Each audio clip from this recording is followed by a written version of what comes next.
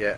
Ya, sahabat Elsifa, saya sedang berada di areal pemakaman Taman Makam Pahlawan Madiun, di mana salah satunya adalah lokasi kuburan pembantaian massal para ulama-ulama yang dulu tahun 48 dibantai oleh komunis PKI.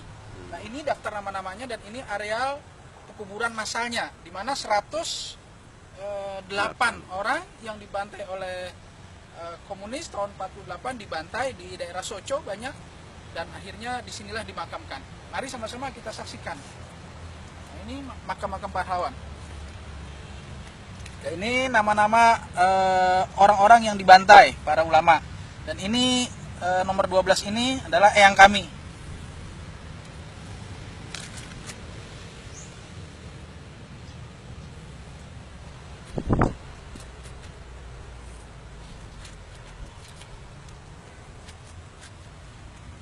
Ya, beginilah kekejaman pahlawan, kekejaman gerakan komunis yang tidak pernah kenal belas kasihan, yang menjadikan para ulama sebagai sasaran tempat pembantaiannya.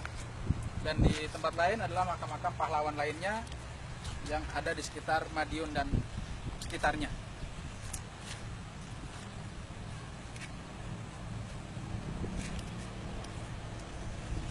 Jalan sana.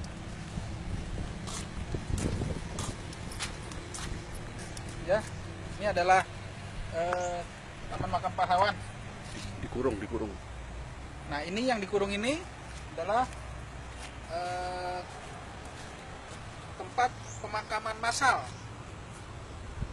Pemakaman massal, ya, pemakaman massal yang digunakan untuk makam para ulama, tokoh agama yang dibantai oleh PKI di sini dimakamkan.